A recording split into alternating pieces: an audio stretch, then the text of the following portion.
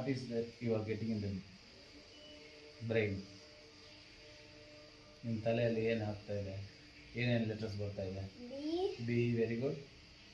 Second letter R, A, I, N. ಆದ್ಮೇಲೆ ಪಕ್ಕದಲ್ಲಿ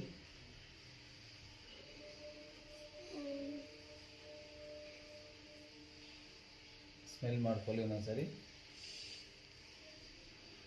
brain ಪಕ್ಕದಲ್ಲಿ ಏನಿದೆ?